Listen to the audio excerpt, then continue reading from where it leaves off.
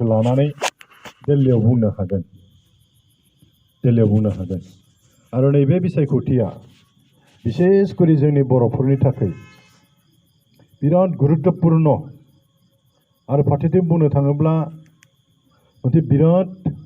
खाबु अपरचुनिटि जोंनि सिगाङाव दङ आरो माने दा बेखौ जोङो लानो रोंनांगोन बा लानो हानांगोन आं बेखायनो बुंदों नैबे बिसायख'थिया जोङो देरहानायनि सम्भावनाया एकदम बारा आरो माने 90% जों बुंनो हायो 100% आं बुंला 90% देरहानायनि चान्स दङ जुदिसो जोंनि बर'फ्रा जुदि खौसे जायोब्ला जाथारनांगोन जाथिखौ बासायनांगोन मानो बासायनांगौ आं उनाव बुंगोन आरो दा आं बेखायनो बुंदों देरहासार जागोन होननानै आङो उदालगुरि बे 4 नम्बर दरं उदालगुरि समस्तिनि इलेक्सन सामलायनो थाखाय कमिटि मोनसे दानाय बिनि आफादगिरि आरो आफादगिरि जानायलाय आङो प्राय गते 11टा समस्तिखौ गिदिंनो थाखाय खाबु मोनबाय 11टा एमएलए समस्ति दङ दै बिटिसिआव 6टा बिटिसिनि बाहेराव मोनबा गासैबो गिदिंजोब्बाय आं मथा-मथि गासै समस्तिनि रायजो राजाफोरजोंबो रायलायनो मोनबाय गुबुन गुबुन राजनिति हान्जानि दैदेनगिरिफोरजोंबो आं रायलायजोब्बाय आरो गासैबो आंनो रायलायजोबो केन्डिडेटआथ' सम गैया जोंहा चेयारमेन दङ बेजों रायलाय होननानै आं रायलायदों गासैजोंबो रायलायदों ओरैबायदि खस्थ' खालामदों ओरैबायदि सम होदों दा बेयाव जों मोनबाय बिजेपिनिफ्रायनो गोबां लिडारफ्रा दिलीप शइकियाखौ गाज्रि मोननानै जोंखौ समर्थन खालामगोन आरो माने आनखि मुख्यमन्त्रिनिबो एसे इंगित दङ होनना बुंदों आरो बिसोरो माब्रैहाय होनना बुङोब्ला दाखालि उदालगुरियाव जेब्ला दिलीप शइकिया नमिनेसन होदोंमोन সেইদিনা मात्र 15 मिनिटल' खौरां बुंदों आरो हेमन्त बिश्व शर्माया आरो ओरैबायदि गुरै बुंदों बाध्य'आव फैदों आरो जेनेबा दा बिजेपिनि गासै मावथिग्रा बांसिनानो बिसोरनि बजरं दलानो होन आरएसएसआनो होन गासैबो जोंखौ समर्थन खालामदों आरो आंजों रायलायजोबदों बिसोरो डिस्ट्रिक्ट कमिटि हिसाबैनो आंखौ रायलायदों बिनिफ्राय एक्स एमएलएफोर बिजेपिनिनो टिकेट मोनै लिडारफोर जोंनो रायलायजोबदों आरो माने बिसोरसो आंदों आरो माने जे जों समर्थन खालामथारगोन बे दिलीप शइकिया मस्त अहंकार मानसि बेखौ फेजेनथारनांगौ खालि नोंथांमोनथिं खिन्थु नोंथांमोना जुर खालाम जों हारसिंथ' हानाय नङा जुदि नोंथांमोना गावसोरनियावनो जुदि थिग खालामाब्ला जों हानाय नङा दै जों खिन्थु समर्थन खालामगोन दा नैबे एडभान्टेजखौ जों लानांगोन आरो माने बिनिफ्राय कंग्रेसनियाथ' मथा-मथि बिसोरनि बुंनाय मथेबाथ' 1 लाखबो भोट मोना होनना बुंदों आरो कंग्रेसनिया बिसेसकरि बांगालफ्रा आरो माने बांगालाव बिराद कंग्रेसि दोङो बिसोरो बुंदों जोंथ' कंग्रेसनि बिजाथिनो भोट होआ मानो होनब्ला बे देरहाया थांनाय बाराव एमएलएबो गेलेदोंमोन बियो कालाइगाव समस्तियाव मात्र 11,000ल' भोट मोनदों बिनि सिगाङाव सिपाझार गेलेनाय मात्र 6,500 भोट मोनदों पपुलारिटि जेबो गैया बेहा माधव राजबंशी बोरायबाय मानसियाबो जोंहाथ' उद्देश्यआ बिजेपिखौसो हारायनांगौ ना बेखायनो जोङो बिपिएफनो भोट होगोन कंग्रेसिफ्रा एकदम जोंनियाथ' दा बिथिं सरन बर'आ थांगासिनो दोङो प्रेस मोसाहारि थांगासिनो दोङो कंग्रेसिफोरनि गेजेराव जोङो केम्पेइन खालामबाय थादों आरो माने दा बे हिसाबै कंग्रेसिफ्राबो जोंनो समर्थन होदों 3 नम्बराव गुबुन गुबुन राजखान्थि हान्जा आपानो होन रायजो दलानो होन तृणमूल कंग्रेसआनो होन बिसोरबो जोंखौ समर्थन खालामजोबदों आरो माने समर्थन खालामजोबदों दा बेखायनो आं बुंदों आरो एकदम एबाराव देरहानायनि सम्भावनाया बिराद बारा दलगाव समस्तिनि एमएलएआथ' बुंबाय जोङो मुस्लिमफोरा नोंसोरनो 3 लाख भोट होगोन होनना बुंदों आरो गाबोन बेसिबानियाव बिराद गोदोर मोनसे मिटिं जागोन आंखौथ' बुंहरबाय थादों रियन আপুনি আহিব লাগিব আমি 40,000 মানুহ গোটাম होनना बुंदों आरो 40,000 बेयाव फैनायावबो टेलिफन खालामहरबाय थादों आंखौ आंथ' थानो हानाय नङा आं एकदम बै ब्रह्मपुत्रनि साहा नर्थ गुवाहाटीयाव बिराद बर'फोर दङ ना खलिहै बिथिं आंखौ लेंहरबाय थादों आंखौ नांथारगौनो बेनिखायनो गाबोन थांगोन आं 10ता ना मा मिटिं लादों बिथिं बहुत बर' मानसिफोर दङ जायगा बेफोराव थांगोन आरो आङो गार' मानसिफोर दङ बेयाव थांगोन दा बे गासैखौबो नायनानै जों नुबाय जोंनिया देरहासार जाथारगोन आरो माने खिन्थु जोंनि बर'फ्रा बिसेसकरि बिटिसिनि एसे बांसिन जोरदार जानांगोन आरो जोंहाथ' एबाराव नैबेसो जाथिखौ बासायनायनिसो एबाराव खिन्थु अकल देरहानाय नङा जाथिखौ जुदि फोथांना लाखिनोब्ला बिटिसिखौ जुदि बासायनोब्ला जोंनि बर'फ्रा सिन्था खालामनांसिगोन एबाराव दा मानसिफ्रा साननो हागौ र' बिटिसिथ' दंखायो माथो मोनबाय माथो बेखौलाय आरो मानो बासायनांगौलै जाथिखौलाय बोरै बासायनोलै ओरै होननानै रायजो राजाफोर हाग्रामा महिलारियाबो इलेक्सन गेलेनानै 15 बोसोर बिटिसि सालायनायमोन बिनि सालायनायाव हयতো माहाबा नङा माहाबा थिगा थुकुलि होनायाव माबा होनायाव एसे गोरोन्थि जानो हागौ बे आलादा खोथा आरो किन्तु बिटिसिनि जि क्षमता बे क्षमताखौ ओरैबायदि बाहायदों बियो संबिधाना होनाय क्षमता फुल एकदम बाहायथारदों बियो मोनसेबो कमप्रमाइज खालामाखै जोंनो होनाय क्षमतासो आं रावबो बेलेग खोथा मानिया ओरैबायदिनो सालायनाय आरो बियो 40टा डिपार्टमेन्ट बिटिसिनो होनाय 40टा डिपार्टमेन्टखौ लानानै बियो ओरैबायदि सालायखाबाय खुनु कमप्रमाइज गैया किन्तु दा मा जादों जै प्रमद बर' चिफ जाबाय मोनसे पावारखौ लांगासिनो दङ आरो माने उदाहरन मोनथाम उदाहरन होनोसै आं एक नम्बरावनो मा जाखो प्रमद बर' जनाय लोगो लोगो हिमन्त बिश्व शर्माया खायदा खालामनानै मा बुंखो प्रमद এই 16টা डिपार्टमेन्टखौ তুমি চলাব নোৱাৰে বুলি কৈ দিয়া আৰু स्टेट गभर्नमेन्टखौ দি দিয়া ओरै होननानै 16टा डिपार्टमेन्टखौ आसाम सरकाराव लांफिनबाय खोनादों ना बेखौथ' खोनादों दा हिमन्त बिश्व शर्मानि बुद्धि बियो बामुन बुद्धि प्रमद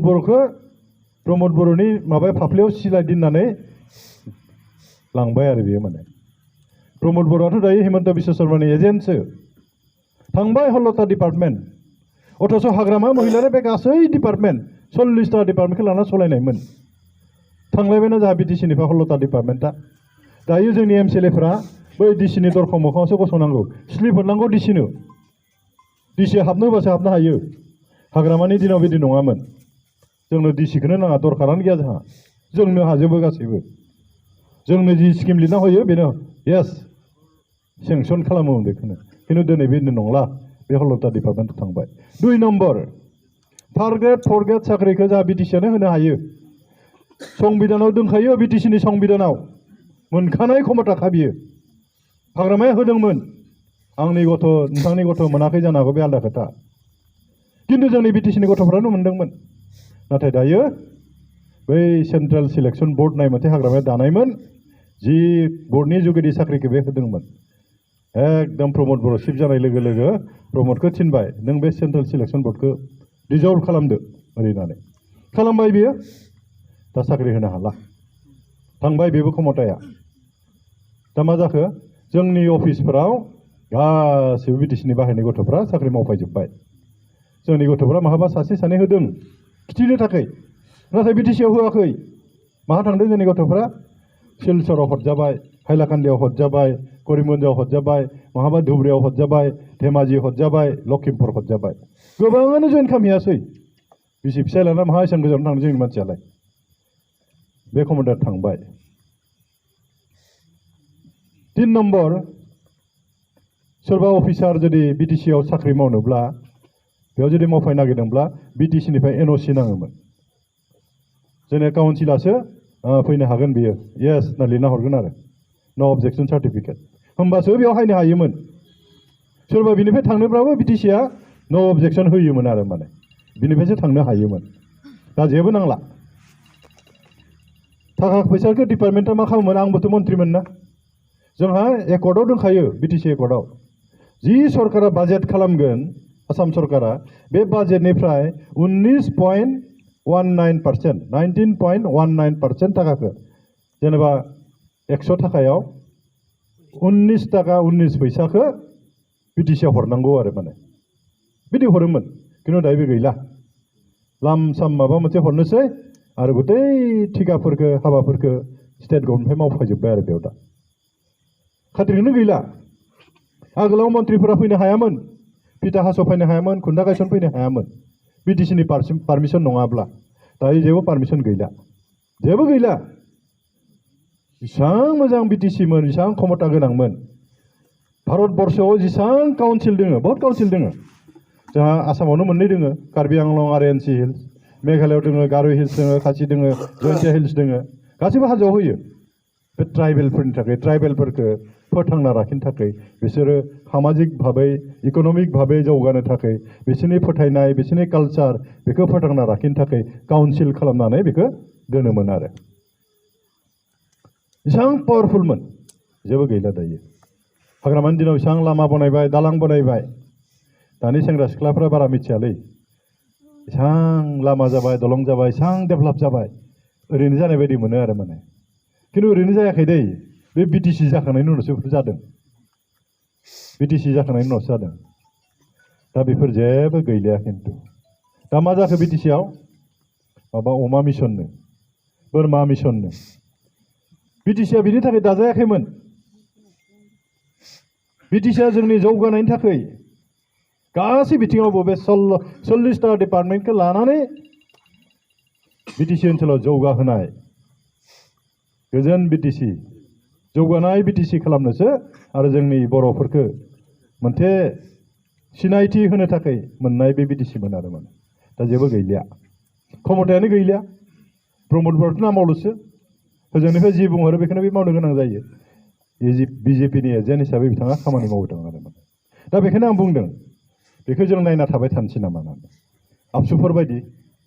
इउपिपिएलनि लिडारफोर बायदि नुवाखै जों मा जागासिनो दङ बिटिसिआ बेसेबां खस्थ' खालामना लाबोनाय आं बुंदों ना बिटिआर एकर्डसिम 12,000निबो मानसि जोंनि बर' फिसाफोर जिउ बावनो गोनां जादों ओरैनो मोनाखै दै गोबां जोंनि आइजोफोर जिनाहारि खालामजादों दोहै रबिसना कैसन बुंदोंमोनलाय 1988 ना मा बुंदों भुमकायाव 11 जन सानसेयावनो जोंनि आइजोफोर जिनाहारि खालामजादों बिराद गिदिर केस जादोंमोन बियो आंबो थांनायमोन बेयाव बिनय कुमार बसुमतारी होबानो एमएलए मोन बेयावल' नङा गोबां जायगायाव जिनाहारि खालामजादों बुख्रुबजादों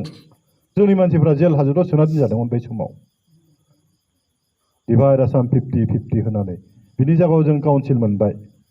दा बे काउन्सिलखौ जोङो फोजोबना लानोसै नामा नुबाय थादों जों जोबलांगासिनो दं मोनसेनि उनाव मोनसे उनाव क्षमताफ्रा जोबलांबाय आबसुआ बेखौ नायबाय थादों आरो माने आरो बे आबसुआनो डिभाइड आसाम 50-50 होनना बुङो गावनि उदैनि थाखाय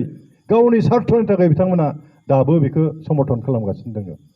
माबोरै थांना थागोन जाथियालाय क्षमतायानो गैला दायो खिन्थु रायजो राजाफोर जों क्षमताखौ हगारनो हाया जों जिउ थै बोहैहोनानै मोननाय बे काउन्सिला बेखौ लाखिनाया साफ्रोमबो बर' फिसाफोरनि खिन्थु दायित्व दङ साफ्रोमबो बर' फिसाफोरा बेखौ दायित्व लानांगोन आरो माने जों खोमाना लानो हाया बिटिसिखौ दा बहुता सानगोन बे इलेक्सनजोंलाय मा सोमोन्दो दङ दाथ' जों आन्दलन खालामनो हालाना गणतान्त्रिक भाबै बे भट होनायनि जुगिदिसो जोङो बे क्षमताखौ लाफिननांगोन नङाबा जोंहा जेबो उपाय गैलिया आरो जों जुदि सानै जुदि एमपि दैथायहरनो हायोब्ला जोङो बे क्षमताखौ मोनफिनगोन हाग्रामाया सिफ जाफिनगोन प्रमद बर'आ आउट जागोन नैतिक दायित्वखौ बियो लानानै बे हगारनांगोन सियारखौ आरो होखारथारनांगोन बेखौ नङाबा बिटिसिआ जोबसिगोन बर' जाथिया जोबसिगोन दा बेखायनो जोंनि मानसिफ्रा एसे सांग्रां जादों आरो माने सांग्रां जादों दा जोंहाथ' ओरैबायदि जोंनि सिगाङाव ओरैबायदि संकट बिसेस करि जोंनि ख्रिस्टान मानसिफ्रा बांसिन साबधान जाबावखा मा खालामगासिनो दं बिजेपिआ जोंनि धोरोमनि सायाव सांग्रां जानांगोन जों बोरैहै जोंनियाव माबा मोनसे जाब्ला जोंनि थाखाय सोर बुंगोन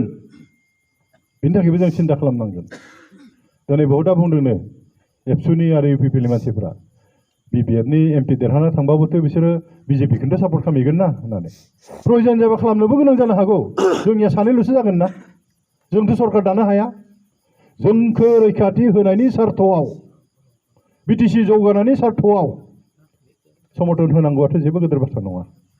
नाथाय जोंहा कन्डिसन थागोन दै जोंनि बिटिसिखौ बासायग्रोनांगोन सिगां जोंनि क्षमता होखानायखौ जोंनो हरफिननांगोन अब्लासो जों समर्थन खालामगोन नङाबाथ' जोंहा उपाय गैया जों होआ बेबायदि मोनसे हिदान्त लाना जों थांनांगोन दा आं बुंनोसै आरो जोंनि धोरोमनि संकट गोबां समाव जोंहा बिजेपिनि लिडारफ्रा फैनानै बिबिसि अफिसाव थांदों कोअर्डिनेशन कमिटिजों रायलायदों आरो दा बाहाय जोंनि मानसिनो दाला लंखा लायबाय दायो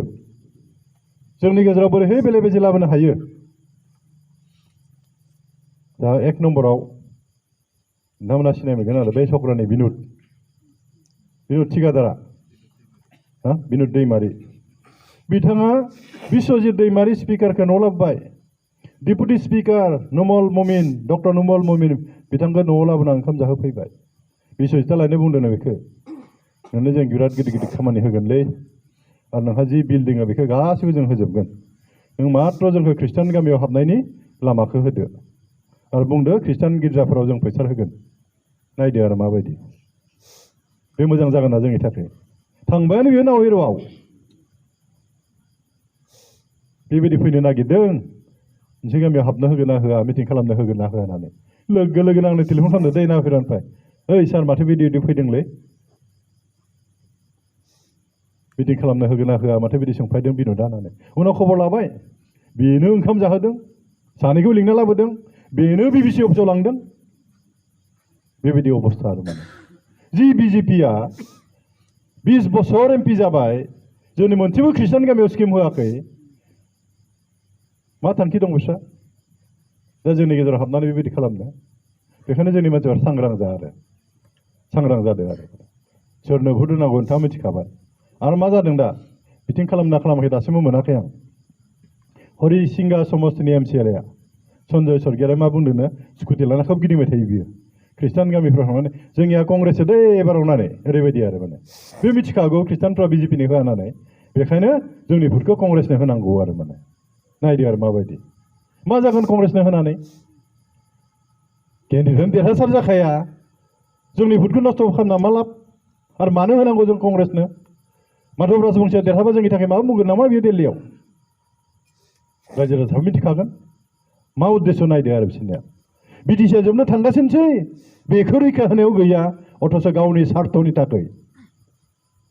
बबेथिं मा बुंहैदों नायदो आरो बेखायनो सांग्रां जा खोथाफोरखौ बुजिनो सेस्था खालामदो आरो माने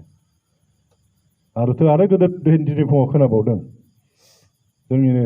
इउपिपिनि सासे लिडार कोअर्डिनेशन कमिटिनो खृष्टान कोअर्डिनेशन कमिटिनो थाखा होगोन होननानै थाखा लाखिबावदोंनो मस्त डेन्जारास जागोन बियो जोंनि गेजेराव बिभाजन जागोन दा बेखायनो जोंनि फोथायग्रा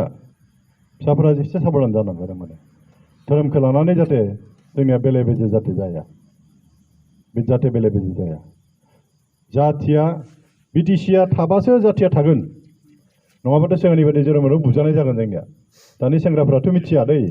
उदालगुरि टाउनाव बा जेरावबो आरो जेनेबा जोंथ' जेबोखौनो बुंनो हायामोन मोना मोना माबा मोनसे जाबाथाय बुलायबाथाय जोंनि बर'फ्रा बुजाना थाङोमोन बुथारजादों टाउनाव होसोनानै बेबायदि जोंहा जारिमिन दङ बुजानाय बुथारजानाय खिन्थु बिटिसि मोनखांनायनि उनावसो जों गोरा जाबाय जोंनि सिङाव थाबाय आरो बिसोर दायो खिन्थु दा जे बिटिसि पावारानो गैला लासै लासै आरो जों बेबायदि पर्यायाव जों थांगासिनो दङ दा बेखायनो साफ्रोमबो बर' फिसाफोरा बे बिटिसि जोंनि बिथा मोनखानाय बेखौ लाखिनो थाखाय जों नाजानांगोन बिटिसिआ थाबासो जाथिया थागोन जाथिया थाबासो धोरोमफोराबो थांना थागोन आरो माने नङाबाथ' थानाय नङा नों होल्लां होल्लां समाजा जानोसै जेबोआनो गैला मालायजों नाख्रेब जानोसै नों गिर्जा लुनो हानाय नंला गुबुनाव जेरैहाय जादों दायो जोंनियावबोथ' बिदि जागोन ना जों जुदि खौसे नङाब्ला जोंहा थांना थानायनि एकमात्र उपायानो जाबाय बे बिटिसि माबा मोनसे जाबाय बिटिसिआनो जोंखौ बासायगोन बर' हिसाबै जों खौसे जुदि थायोब्ला रावबो जोंखौ आखाइ होनो हानाय नङा आरो माने दा बेखायनो बिराद गोलाव बुंफ्लांबाय दे एसे सांग्रां जादो सोरबा माबाफोर जुदि उल्था उल्थि सानफ्लांदोंब्ला एसे सानदो आरो माने आं बुंनाय खोथाया नंगौना नङा बेखौ बिसार खालामदो आरो बिसार आरो बिबेसना खालामदो इउपिपिएलनिबोथ' लिडारफोर फैबाय दां बेयाव आबसुनि फैयाखै बिदि खालामफैयाखै हाइबाला प्रश्न सों आरो माने बे बिटिसिआव जे 16टा डिपार्टमेन्टआव थांफिनबाय साख्रि होनो हानाय क्षमताया जे गैला अफिसारफ्रा जे थांलाय फैलाय खालामनो हायोसै दानिया मा जाखोलाय होनना सोंलाय मा जागोन बिदिबा बिटिसिआ थाबावगोन ना सोंलाय मात्र आरोथ' बहुद दङ बुंबाला बहुद गोलाव जागोन बिटिसिनि जिथु मर्यादा बे गैलिया हाग्रामाया मालाय सिगाङाव चिफ लिरोमोन बिटिसिनि अफिसारा प्रिन्सिपाल सेक्रेटारिमोन दा बेबो गैला CEMसो जाबाय बे फिसा काउन्सिलनि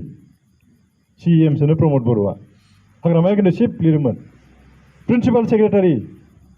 दानिया chief executive officer chief executive अफिसारा जोंहा गोरों गोराफोर गथ'फोर दङ ना बेयाव नायबानो जाबाय दे गुगोलाव माहा बुङो जोंनिया कम्पानि नङा कर्परेसन नङा बिटिसिआ इट्स ए गभर्नमेन्ट आइन बनायनो हानाय 40टा डिपार्टमेन्टखौ जों माबायदि मावगोन बे आइनखौ जों बिटिसिआवनो बनायना लानो हायो बेनिखाय principal secretary chief executive officer नङा बेबायदि अबस्थानिफ्राय माहानिफ्राय माहा लांखो दुखुनांथाव आरो माने एसां आन्दलन खालामबाय एसां बुजाबाय बुथारजाबाय जों दाबो बर'फ्रा दाबो माने माबा खालामनो रोङाखै आरो जों माने दा बेखायनो जोंनि मानसिफोरा दाथ' गोरों गोरा जाजोब्बाय सांग्रां जादों एसे बे गोबाव बुंला अन्नानै बर' जाथिनि बिटिसिखौ बासायनायनि सार्थआव खौसेथिनि सार्थआव नोंथांमोन बयखौबो आं खावलायदों आरो माने फैबाय थानाय जे बिसायख'थि बाहाय नांगोलनि सावगारियाव नोंथांमोना भोट होनानै जों दुर्गा दासफोरखौ दैथायहरदो जोंनि ओनसोलाव जुदि माबा मोनसे जायोब्ला दिल्लीयाव बुंनांगौ जुदि जायोब्ला बे बिथाङा दिल्लीयाव बुंगोन आरो माबा मोनसे जायोब्ला जोंबोथ' थाबायना जोंथ' प्रेसार होगोन दा बेखौनो खावलायनानै आंनि बुंनांगौ फोजोबनाय जाबाय गोजोनथोंसै बे समाव हायगोन दै साबधान एकदम नंखायथार बियो इलेक्सन समाव बिदि राननो हायो नामा सिगां हाया हमना लाखिखा मानसिफोरखौ हायबाला फिसिना होजोब गासैबो जेबो खालामनो हाया नरेन्द्र मदिनि फट' थानाय माबा अरुणोदय होगोन आरो मोनगोन दहायो सासे भिडिअ हरदों आरो आंनो माने जोंनि मानसिया हमहैबाय थादों बे बुंबाय थादों आरो नोंहा सिगाङाव थालांनायखौसो फर्म फिलआप खालामबाय थादों आं होननानै नों मानो खालामदों दायोथ' इलेक्सन बोथोर ना बेबायदि बुंबाय थादों आरो माने एकदम मिसा मिसा जोंखौ थगायनानै भुट आदाय खालामनो नागिरदों आरो साबधान दै खिन्थु बिजेपिसो बियो थगायसुला पार्टि इउपिपिएलसो बियो थगायसुला पार्टि इउपिपिएलनि जोंनि दैदेनगिरिफ्रानो आरो जोंनि बर' सुबुंफोरबो बेलेगा खालामाखै बिराद लासिं सिं आरो माने बिराद लासिं सिं दा बेखौनो खावलायबाय गामियाव जुदि बेफोरबायदि फैयोब्ला एसे साबधान जादो सांग्रां जादो जाहाथे जोंनि मानसिफोरखौ जाहाथे थगायनो हाया बेखौ खालामदो आरो रायजोफ्रा थेंक इउ सोरबाफोर माबाफोर बुंगोन नामा सोंगोन नामा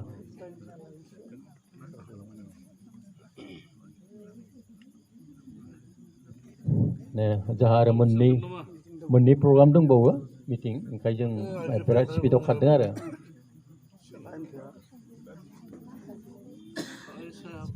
जुदि गैलाब्ला दिनैनि नैबे मोनाबिलि समाव जितु जोंनि सनाय प्राइमारि बिपिएफनिफ्राय बिथोन हरनाय मथे नोंथांमोना सनाय आरो सनाय आलिसिङा ज' जानानै जितु नैबे केम्पिं मिटिङावहाय साननि मेंनाय देहाखौ लानाब्लाबो नैबे दसे समखौ जोंनो होबाय बिनि थाखाय सनाय प्राइमारि जानानै नोंथांमोनखौ हाजासे हामबाय होनदों आरो आसा खालामदों नोंथांमोना नैबे सारनि बिबुंथिनि जुगिदि एसे एनै भुल बुजा बुजि जानायफोरखौ